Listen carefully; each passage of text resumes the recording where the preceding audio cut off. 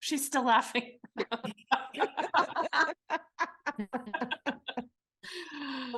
That's so funny.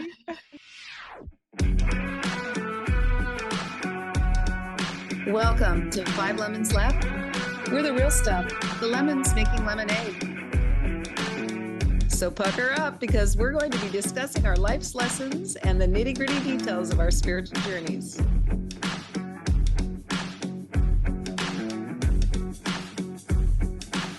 Hey y'all, I'm Amanda. And I'm Drusilla. I'm Melissa. Hello, this is Morgan. And I'm Penny. Welcome to our podcast today.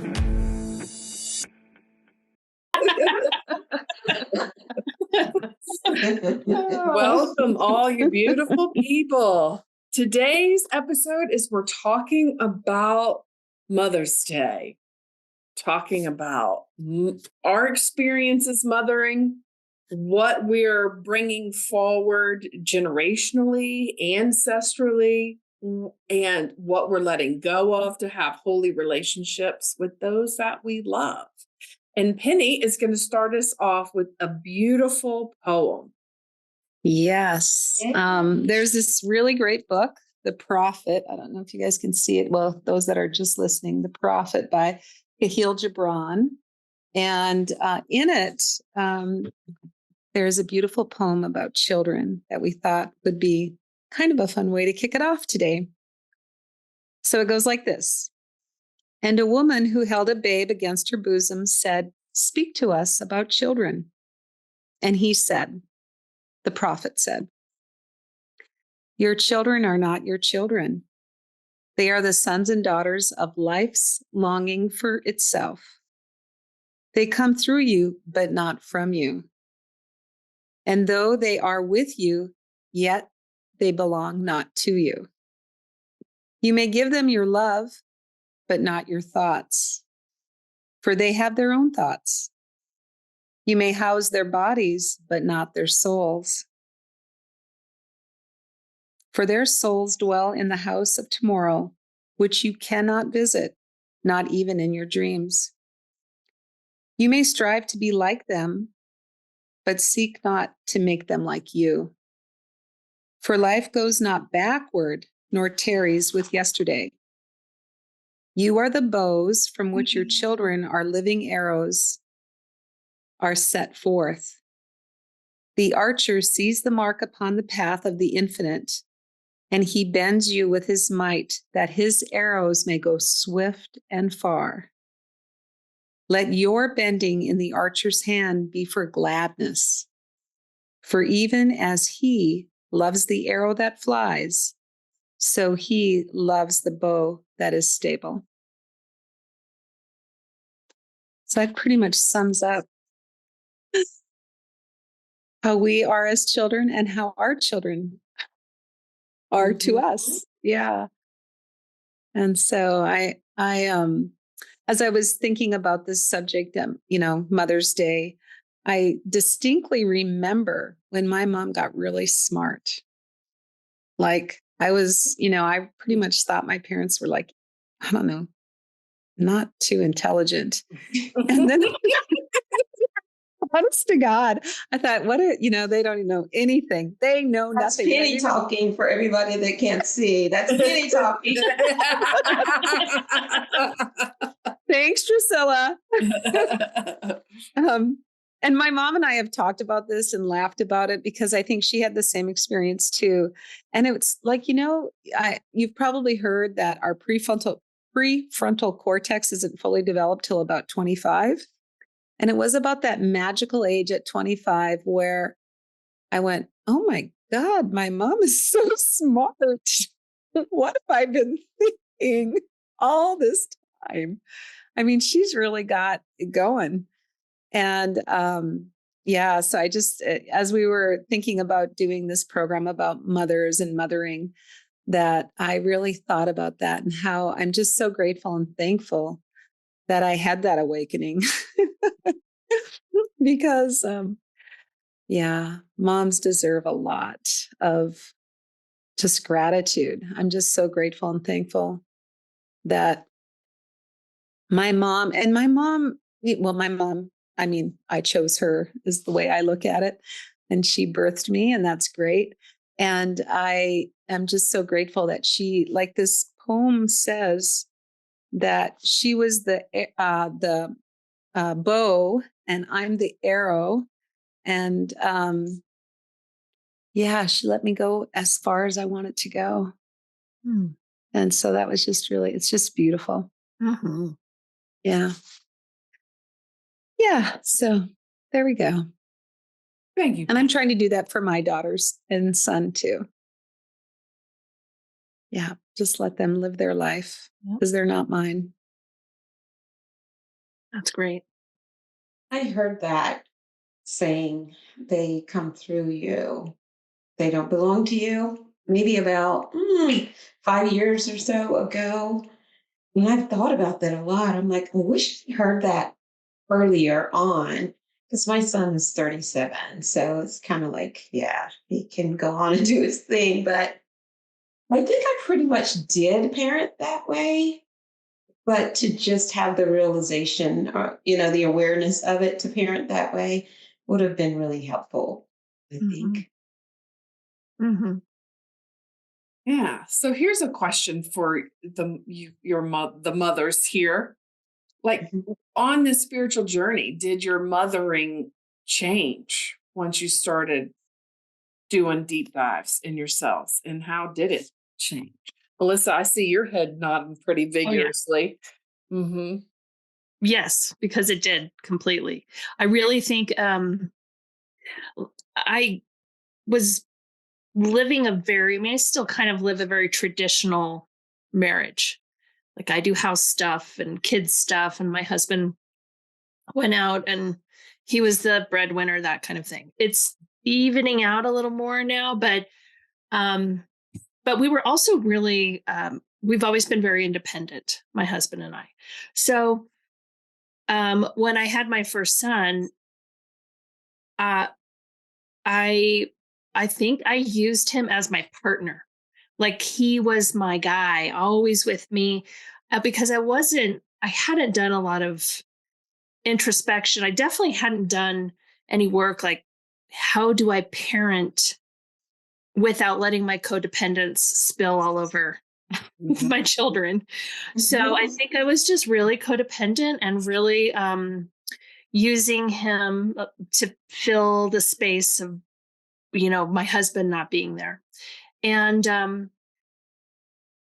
Drusilla, I was thinking about what you said. It's hard to look back and think you should have parented differently, because for me, I had so much stress parenting young children. It was really hard for me. Again, my husband was not around. My friends would say I was a single mom. I probably was more like a single mom. And it was so stressful for me. I had chronic fatigue. I had Epstein-Barr, which was the problem with the chronic fatigue. And I just pushed through everything and did everything I could, volunteered, started programs at my kids' school, all these things. And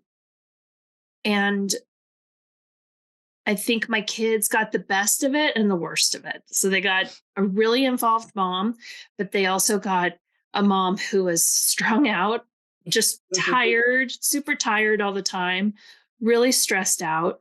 And I would be short and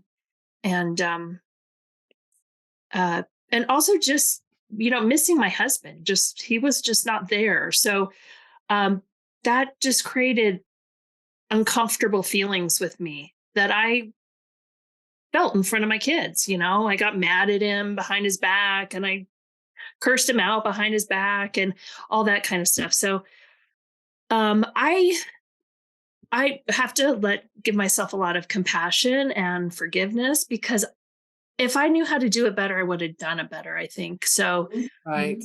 And so, and I look back and I can feel how I was drowning. So, it's just really hard. I had a coach once tell me, whatever you do, do not get divorced before your kid's 5, because it's really hard before 5 years old. I mean, there's a lot that doesn't get better because change is the hardest, but like, it's so stressful. It's such a new routine with these new people. And for me, I was a worrier. So if I wasn't like codependent and manipulating my children, I was worrying about them. And so, anyways, I've just learned a lot, and every day I have to remind myself to let go and let go and let go. It's hard, but yeah, I don't think it's hard. I don't think I can look back and be angry with myself for the way I did Totally relate to what you're saying, Melissa. My sister died in 2001, and she was going to help me raise my kids. And I had a 3-year-old, a 6-year-old, and a 9-year-old, I think, at 10, maybe it was 10. And I was like, oh my God, now what am I going to do? And I'm married. I mean, I have a husband. So I was devastated, and I was walking around like death, like dead. I was a walking dead person, or I was, how does that saying go? Walking dead. I was dead. I was dead because I was so in grief over losing my sister. It was just horrible. And so, yeah, there's a lot of things too that as I look back, and even at one point I was talking with a friend and I said, oh my God, maybe I should have another baby. Maybe I'll get another chance to do it differently. That's how crazy I was thinking. Like I had to have another baby to have another chance to do it differently. And she said, Penny, you don't have to have another baby. And I said, okay. You know? Thank gosh. I bet you want to kiss that friend in the mouth, right? Thanks, Gretchen. Yeah. Yeah. But yeah, that's how I was thinking. That's how my thinking was. Because but my kids are great. Yeah. And I think they appreciate my journey that I've been on. So yes. Yeah. The kids are resilient. I was resilient. Yeah, we made it, right? Yeah. How many of those like Instagram things that you see on Instagram that are like, we survived the bicycles with the things on the wheel, the pedals, the spikes on the pedals, and the no Drinking out of seatbelts. the water hose and teeter totters. No seatbelts. Yes. yes.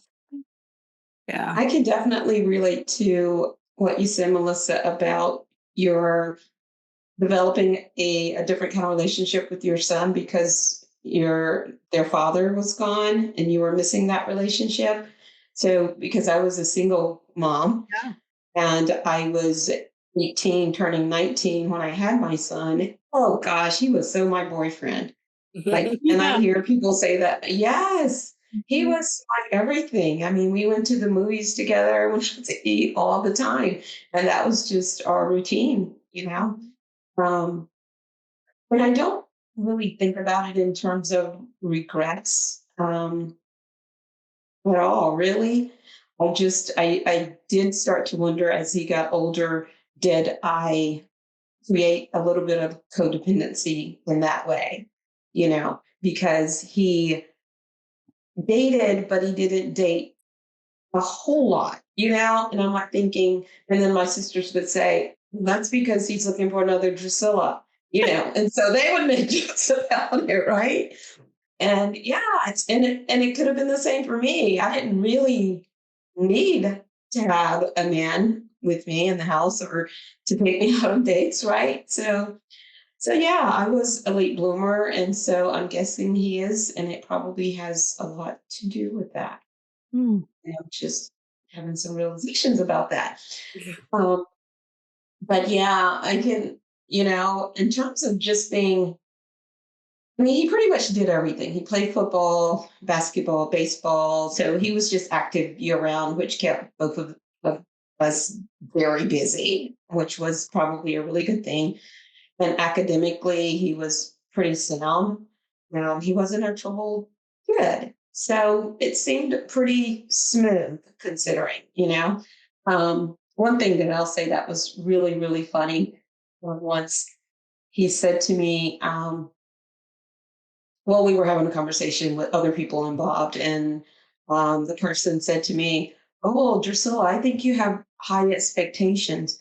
And my son was sitting there looking at us, and he says, "Yeah, Mom, you have really high expectations."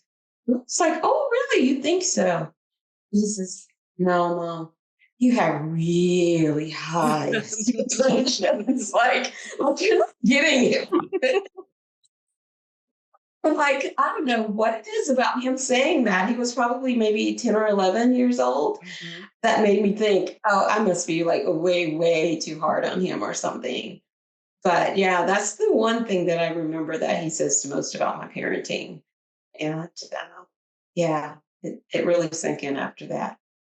Yeah. So what if we applied what Penny said, that she chose her mom and our children chose us for whatever ride we took them on, Mm-hmm. for their journey, for their arrow being sent. Uh-huh. So, it all works out. It really does. Yeah. It really does. And I always think like generationally, things just get better. I mean, that really, if you think about Yeah. how our parents were parented and their parents were probably parented. I mean, we're getting the best end of the stick, and so are our kids. I mean, I am, at least in my life, it's gotten better and better and better, which is a I would wonderful thing. agree. Mhm. Yeah. Yeah. And I think about our mothers. I think about my mother. My mother's very independent. She's brilliant. She's gorgeous. Um, and she has struggled a lot with her own self-worth, which I have learned from, and I'm doing better too. So, but like this independent lady, and she couldn't even have a bank account in her own name until like the end of the 70s. I hear her story. I hear the stories of women of that era. They're just, I think my mom's almost 80. So she was just like, she wanted her own identity, her own life, her life that didn't revolve around her husband, but it really caught in still that traditional society. Well, we are too a little bit, but I especially see like for her, if she would have maybe been born in a different era, she might have been really wild and famous. Mm-hmm. So I find that so interesting, and that she chose her mom, who she's learned a lot from, but completely different personality. So it's funny to see the changes in generations. Yeah. Amanda, what about your mom? So I don't have children. I think I chose my mom when coming to the earth because freedom. Like I am a being that wants to be free. And my mom, talk about generationally, my mom grew up she tells stories about going to the feed store on the buckboard, right? So she's 82 or 3. And so she grew up in rural North Carolina. So they were still, when she was born, there was no indoor plumbing. There was no, so I mean, there were those things, just not where they lived. They got them, but that's how she started. And she was never allowed to wear pants. She wanted to be in a play at school. These are the stories that I remember, that my mom has told. Like she wanted to be in a play really badly at school, and her parents wouldn't let her because the role required her wearing pants. So isn't that interesting? Talk about like in a generation, right? Things have changed in a generation so much. And so as soon as she was 18, she was out the door. I mean, she just was gone. And I can see how my mom wanting freedom, like I would assume that's kind of what feels like that attracted me to that. And my dad, she met my dad shortly after college. I mean, yeah, shortly after she left home. I'm not exactly sure how old she was when she got married. But they got divorced when I was 3. And there was a lot of traveling back and forth between my mom and my dad, and a lot of independence. Like I remember being independent from a very young age and thinking that I was grown, I think, since I was born. And I really do. Well, now that I think we talked about this before, now that I'm 50 something and I look back at myself and I'm like, I was not grown, but I did think I was. And that was my personality. I wanted to be free. I wanted to just go forth. I remember telling my grandma when I was young, maybe 8, 10 years old, that I didn't want kids. Isn't that interesting? Really young. So my experience with mothering and is freedom. Like I just wanted to be free. I wanted to. And now that we're talking about now that I'm talking about it, like, I'm having a little aha epiphany as we're talking right now. That's what my mom wanted too. She wanted to be free. She never got remarried after my dad. And she chose a job after we went to college. She chose a job that took her all over the world working. Wow. So she got a lot of travel and a lot of that freedom. Yeah. So interesting. I'm glad we're having this discussion. What kind of job did she have?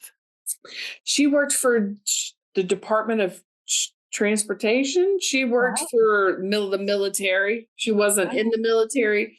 So she went over to Saudi Arabia after that war was done, lived in containers and got everything, organized. She was in shipping. So she got everything shipped back. Korea and Greece, I believe. I mean, a bunch of different places. She traveled all over with her job. Yeah. That's progressive. Yeah. Yeah. To go from horse and buggy to Saudi Arabia. Saudi Arabia. Yeah. So I think that's why and my dad was real super free spirit, really super free spirit. So I got a lot of that from him as well. That moving around, that freedom, that I'm not going to conform type of thing. So that's my experience. Wow. Yeah. And it's so funny that you're talking about like codependency. Like I'm just learning what that really means, that whole codependency thing. And I never did like being mothered, right? Oh, it just still, it's a whole thing. But codependency, that's interesting. I'm going to have to ponder that a little bit. How am I codependent? What did I learn? Where did that come from? What am I still holding on to? Like that codependency way of life. Yeah.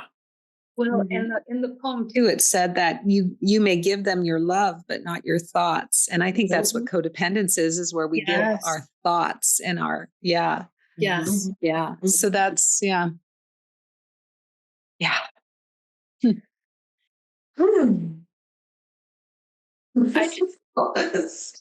was just gonna recall a conversation. I think it was with one of my prayer partners just last week. We were talking about the attachments to the physical body, your own and other people's, and that's why death or losing someone is so painful. Because even if we know that they're only gone in body and that we're still connected to them in spirit, we still grieve so heavily. So it's obviously the body, the physical body that we're attached to, right? And so I was explaining to the prayer partner that I could relate to that even with my son, even though he is still on earth, of course. But over the time frame of February and March, I didn't talk to him a whole lot. And I was feeling these feelings, but I knew from being in the course and studying not to make anything of it. Once we come in, like, oh, did I do something? Is he mad at me? It was just over and over again. And it was just kind of like I was grieving the attachment because we've never gone so long without talking to each other. And I don't even know if there was a reason or whatever. I just chose not to care, right? And to not waddle in that. And so over the last couple of weeks, it's just been back to normal. But yeah, it felt so strange going through that. And I just felt like it was just releasing the attachment. Yeah. Mm-hmm. Well, and they say that parts of your kid's DNA resides in your brain and in other parts of your body. So like you literally still have that pieces of that person in your body. And I feel so close to my children. One's still in my house and one moved out, but I still feel like they're part of me. Not in a crazy way, like I can't sense them or anything, but I think I know I get heavy when I talk, but this is kind of heavy. I remember when I had my kids and I used to think, I never knew anyone could love me so much. I never knew I was that lovable. And it hit me like, I, of course, knew I could love them with my whole heart and being and soul, but I never knew that I was that lovable to have my children love me like I have felt love from them. And it is a very special thing. It's just, and I have felt like this. I have two boys that really, they're just kind people in general, and they're kind and loving, really loving to me, and they're very physically loving. They like to hug me and kiss me, and so that's been really good for me. Like my whole being feels more lovable because of my kids. Beautiful. Mm-hmm. So do you turn that around and look at your mom in that same way? Like, I've had to work out a lot with my mom, and I have had I haven't had a real change in thought since I started working with Jennifer Hadley. Jennifer Hadley had issues with her mom that she just decided at the end of her mother's life, as she was dying of cancer, she was going to work this out. She wanted a loving relationship with her mother. And I don't know, maybe like 7 or 8 years ago, when I heard Jennifer say that, I'm like, I do too. That is going to be my thing. And I really struggled with it a lot because I kept thinking my mom should change so I could love her more. Oh, that's a good one, Melissa. So I really like a lot of therapy and a lot of crying and lots of tears about my mother's, like I said, very independent, and she isn't the grandmother that I was envisioning that she was going to be. She likes to spend a lot of time alone. She's almost 80 and she's writing a book. She's very cerebral. She's all that.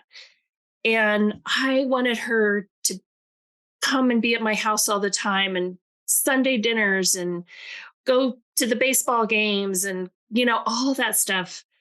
And so I started thinking something must be wrong with me or my children or my family that she doesn't want to be with me. And it wasn't until I figured out this is just who she is. And she loves us to the ends of the earth, but she this is what she wants out of her life, to do those things. And so for me, I've had to really give up my attachment to my expectations and really just accept her. Like, she'll come over here and she'll say the wackiest thing that, 3 or 4 years ago, I would be like, she hates me, and now I'm just like, oh, really? Okay. Oh, so I just really feel that, yes, I do love her deeply and completely. It's been a lifetime of my expectations of her that I have to heal, and that I have to just fully accept her for exactly who she is. And I do think sometimes too now, I think, God, the day that she makes her transition and I can't pick up the phone and just call her, is going to be one of the saddest days ever. And I want that to be completely clean when that day comes. And I just want her to know that I love her completely and wholly. Yeah. Isn't that the key? That. Yeah. Yes. Yeah. Letting go of all judgments, changing someone else, whether it be your mom or anyone in your life. Kids. Oh, yeah. Ooh. There's a great slogan in Al-Anon, and it's live and let live. Yeah. And, and I can just What does that remember that. Yeah. So what does that mean? It means that everybody gets to live life the way they want to, including our moms. And it's not up to me to tell them how, or to tell my mom how to live. Yeah. Because my mom was the same way. She said, I raised my kids. It's time to you get to raise your kids. And she came and visited and stuff, but it wasn't like, some people have parents that, oh gosh, I'm coming next weekend for 5 days. And everybody's going, grandma's coming, I mean, my kids did say, yay, grandma's coming, but it wasn't like all the time. Mm-hmm. So yeah, I kind of had expectations about how I think grandmas should be too. Mm-hmm. Yes. Yeah. Yes. Yeah. So my mom had 10 kids, and I can't really count how many grands and great grands anymore. So she had no choice but to be the typical grandma. Yeah. Yeah. The thing I'll say about our relationship was that in my 20s was when, kind of not like you, Penny, I went the opposite direction. I thought I knew way much more than my mom. So I felt like just kind of like a little honorary about it. And it wasn't until probably in my 40s that I wanted to get back to the place where I honored my mom and not honored myself, quite frankly. And I would say in the last 2 to 3 years, I cannot explain how liberating it feels to have nothing but pure love for your mother. I think I said that to you all before, but it's like this thing. I thought that all mother-daughter relationships just had that thing about it, and I accepted that for what it was. But since I developed unconditional, non-judgmental relationship with her, it's like being in her presence really takes me back to being a baby. Literally, I feel like I could crawl up in her arms and get love and just a feeling of overwhelming peace. And that's priceless. So, I mean, I really, really like to tell people that, especially women, my friends, I'm like, don't think that thing with my mom has to be true. It doesn't have to be. There is a different place you can be with your mom, and I tell my stepdaughter that too. And it's like, no, it can be different. You just have to choose for it to be different, So Drusilla, what did you have to let go of, or what did you have to pick up to get to that place where there's nothing but love. Well, Melissa just explained it so well. I mean, you have to decide that it's not about changing them, just like anyone else, but with your mother, it comes with so much that, and you realize it yourself that parenting can be so challenging and so difficult that it really, if it doesn't make you kind of just check yourself, I don't know what would. That's why I asked her the question. I mean, if she can feel that much love from her kids, then wouldn't you want to feel the same towards your mother? And, like Jennifer always says, to get all, you have to give all. Mm-hmm. It's like, I wanted that so much from my mother. So I understood that in order to get that unadulterated love, I needed to be able to give it to her, and then I could feel it, Mhm. you know? And it really wasn't that difficult per se. I think that I also had to do a couple of forgiveness letters where I was holding on to some things. And they were just things probably that I made up, or I made them out to be bigger than they were. And I actually did tell my mom what they were.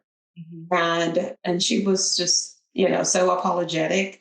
And that was the end of it. So it probably was nothing. It was just me feeling like I had to say it, right? Mm-hmm. And she didn't challenge it. She didn't question it. She just accepted it for what it was and apologized. And ever since then, it's just been beautiful. Wow. Mm-hmm. And how amazing she can make you feel so special and like the only one in the world with Mm-hmm. all your other siblings, Yeah. because she And probably does that with everyone. yes. Mhm. And I thought to myself one day, I'm like, that many kids, like, and I've always known there's a special quality, but with your mom, you just like, you know, that's a mother. As if I'm not, that's what they do. That's what they're supposed to do. But yeah, and I would say if I had to give her a gift, that is what it is. Even with the grandkids, like my son thinks he's the one and only special grandchild, right? Yeah. Oh, Like that he is the most special, right? And I'm sure not all of them feel that way, but a lot of them do feel that they are. And yeah, I think that is the epitome of mothering. I think every child should feel yes. that. Yeah. I think we're mothering ourselves and we're mothering others. I mean, Mhm. just to have that feeling. I don't think you have to have birthed somebody to be able to mother Yeah. and to spread that love. Right. Yeah. To give all to all. Yeah. Mhm. Oh, And I like it. Amanda, the one who chose not to have children, but is our mother. Well, there you go. And I love all of y'all unconditionally.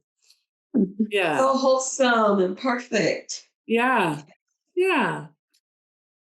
It's easy for me to hold like the whole world in love, right? Like Yeah. I can feel responsible for the whole planet. Pretty You easy. do it so well. Yeah. Mm. Thanks. Thanks. Mm. I also think there's a little push pull with mothers and daughters, and that's what I think you're saying, Drusilla. Your friends. You can decide to live there in that constant push pull, or you can decide to move through it and move into the give all to all. And I do think that like for me, I was really attached to my mother, and then there was a time then I just pushed her away. And then I think like for years, I've been still in that, like the residual feelings of that push away, establish myself. You can't tell me what to do. I know what to do. I know how to raise my kids, all that kind of stuff. it can either continue to get in the way and create a divide, or you can let that go finally. And I really do feel like I have moved into this area of just letting that go. Like I really feel like I don't have to prove things to my mother anymore. Like if she, like I said, if she comes to my house and says something like, I don't know, something about my cooking or something, I don't have to react. I could just be like, oh, there she goes.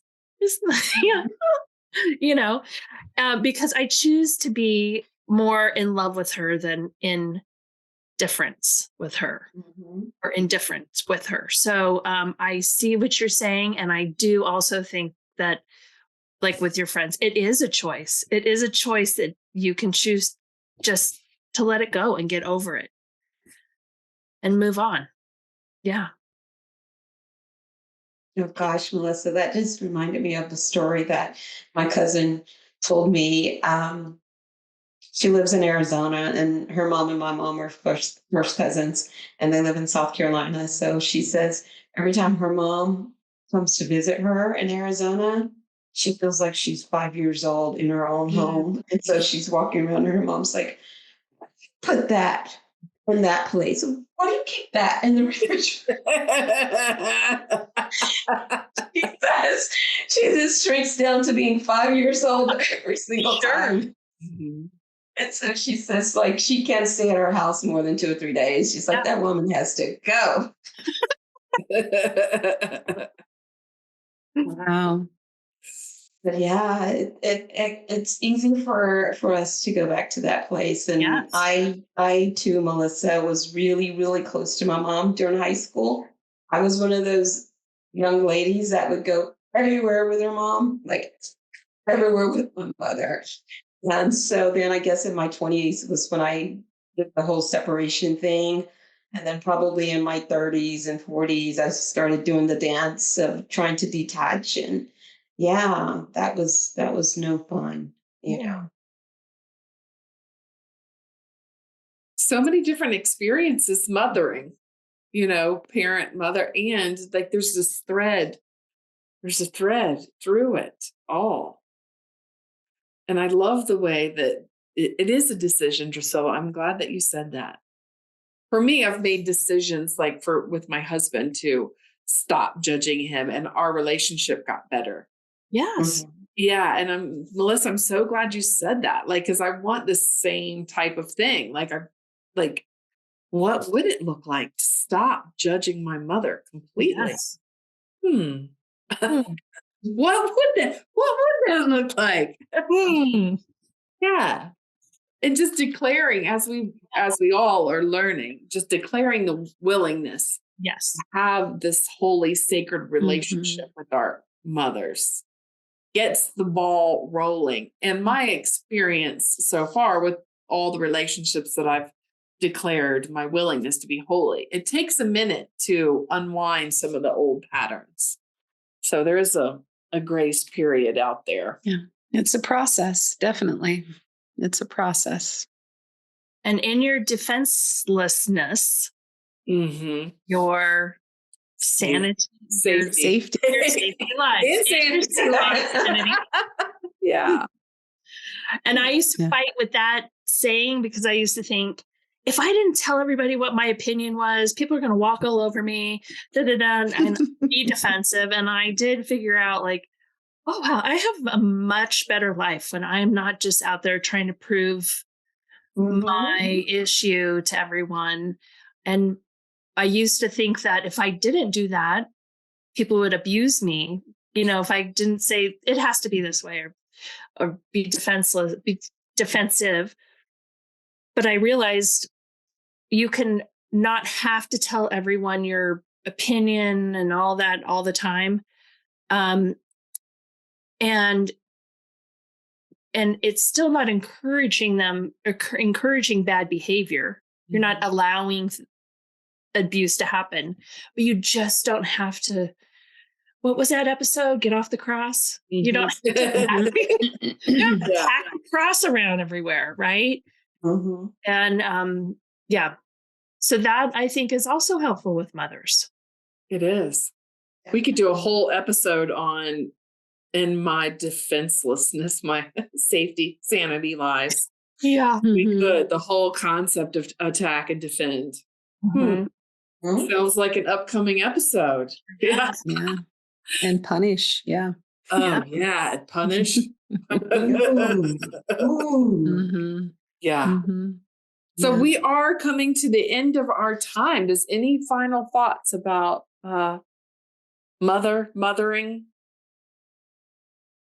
Well, I have my pennies Post-it ready to go. Yes, please. Penny's Mhm. Post-it. Yeah. So live and let live and give love to all.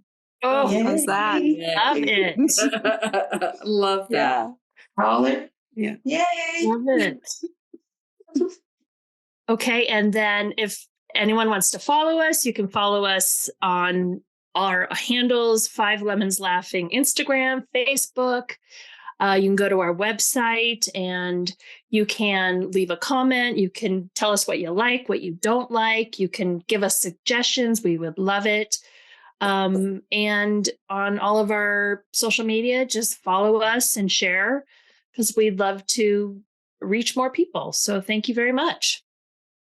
Thank you guys. Bye, y'all. Awesome. Bye. Great being Bye. with you.